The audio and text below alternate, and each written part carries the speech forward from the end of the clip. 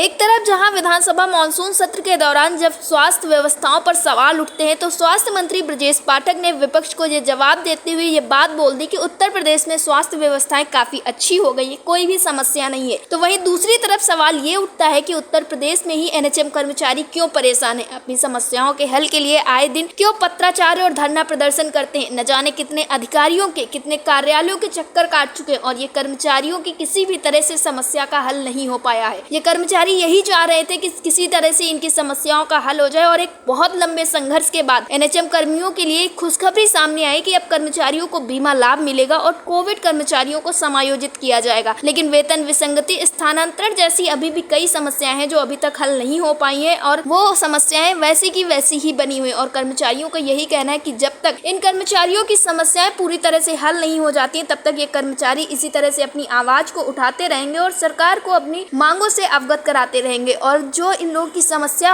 हल हुई है जैसे कि बीमा की और समायोजन की, इसके लिए कर्मचारियों ने न जाने कितनी बार पत्राचार किया है, न जाने कितने पत्र मुख्यमंत्री योगी आदित्यनाथ को लिखे, तब जाके इन कर्मचारियों की समस्याओं का हल हुआ है। और अटल टीवी की टीम ने इस विषय पर association of community health officer के प्रदेश अध्यक्ष हिमालय कुमार से टेलीफोनिक वार्ता की। उन्होंने क्या कुछ कहा, आप भी सुनिए।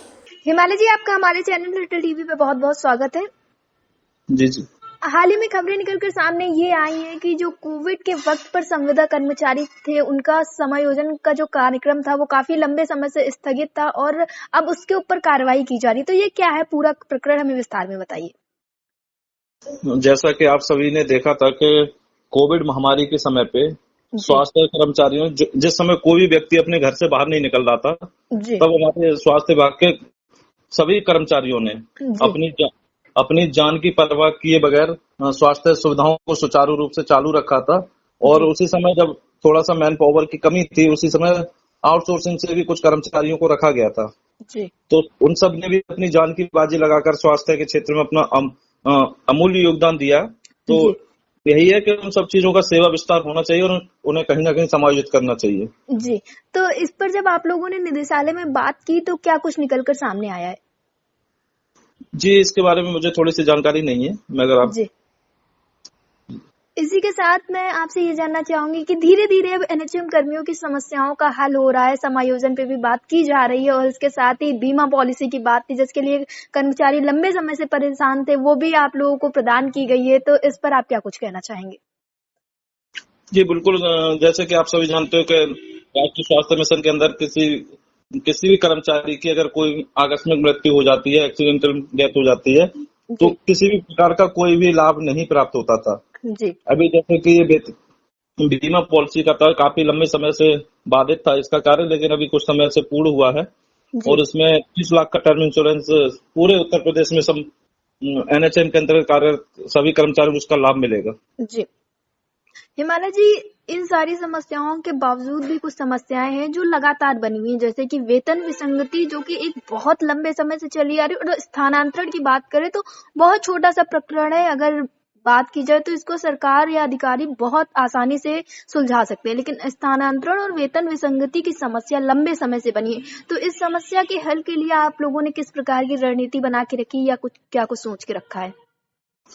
जैसा कि आपको पता है, विगत दिनों में काफी अफवाहें चल रही थी कि ट्रांसफर पॉलिसी इस दिन खुल जाएगी, उस दिन खुल जाएगी, और अधिकारियों से भी बात कर रहे थे जो भी वो भी यही आश्वासन दे रहे हैं कि हाँ बस हो जाएगा। कि पिछली बार भी जब आचार संहिता से पहले बात की गई थी तो ये कहा गया था आचार संहिता के खत्म होते ही ट्रांसफर खोल दिए जाएंगे, लेकिन उसके फलस्वरूप भी ट्रांसफर नहीं खोले गए। इसके लिए आपने देखा होगा कि 30 तारीख को संयुक्त राष्ट्रीय स्वास्थ्य मिशन कर्मचारी संघ के आह्वान पर उत्तर प्रदेश के एनएचएम के कर्मचारी वहाँ पे एमडी एनएचएम ऑफिस में सभी जुटे हुए थे। तो उसकी वजह से फिर हमने डेलीगेशन को बुलाया और कहा है कि उन्होंने 2 महीने का समय दिया है और कहा है कि 2 महीने में ट्रांसफर पॉलिसी चालू कर देंगे। और जो वेतन विसंगति की आप जो बात कर रहे हो, उसके लिए आप देख रहे हो कि उत्तर प्रदेश सूबे का सबसे बड़ा राज्य है। उस हिसाब से फिर यहाँ पे जो कर्मचारी है एनएचएम के, वो भी लगभग 1 लाख से ऊपर है। उसके लिए जो बजट की वेतन विसंगति को दूर करने के लिए बजट की जो है ना आवश्यकता काफी पड़ेगी। इसके लिए एमडी मैडम ने एक कमेटी का गठन करने के लिए बोला है और वो कमेटी जल्दी से अपनी रिपोर्ट एमडी मैम को देगी, फिर आगे की कार्रवाई इस पे की जाएगी। जी हिमालय जी, इस वक्त पे उत्तर प्रदेश में विधानसभा का मानसून सत्र चल रहा था जो कि कल ही खत्म हुआ और सदन की जब पहले दिन की कार्रवाई थी उस दिन ये बातें जब स्वास्थ्य विभाग के ऊपर विपक्ष के द्वारा सवाल उठाए गए, तो इस पर ब्रजेश पाठक ने ये बात साफ तौर पे कह दी कि स्वास्थ्य व्यवस्था बिल्कुल सही चल रही है। तो आपकी इस बात पे क्या सहमति है कि हर एक चीज बहुत अच्छे से चल रही है? क्योंकि विपक्ष ने जब ये मुद्दा उठाया तो उप मुख्यमंत्री ब्रजेश पाठक, जो कि स्वास्थ्य मंत्री भी, तो उन्होंने सीधे तौर पर ये बात कह दी कि समस्याएं कुछ भी नहीं है, हर एक चीज बहुत अच्छे से चल रही है और सेवाएं जो है स्वास्थ्य की वो और अच्छी की गई है। तो इस पर आपका क्या कुछ कहना है? बिल्कुल बिल्कुल, देखिए मैं माननीय उप मुख्यमंत्री जी की बात पर कोई भी टिप्पणी नहीं करना चाहूंगा, परंतु आप तो हमसे काफी समय से जुड़े हुए हो और आप उत्तर प्रदेश के स्वास्थ्य मिशन कर्मचारी, जी राष्ट्रीय स्वास्थ्य मिशन के अंतर्गत जी जितने भी कर्मचारी उनकी आप समस्याएं देख ही रहे होगे। जी तो मुझे माननीय उप मुख्यमंत्री जी के उसमें वक्तव्य पे कोई भी टिप्पणी नहीं करनी है, जी परंतु आप जो देख रहे हो कर्मचारियों का हाल, जब सरकार को अपने कर्मचारियों की समस्या ही दूर नहीं हो रही है, तो जी आप अब मैं कुछ बोल नहीं सकता उस चीज पे। जी जी जी। हिमालय जी, अटल टीवी से जुड़ने के लिए बहुत बहुत धन्यवाद। हाँ।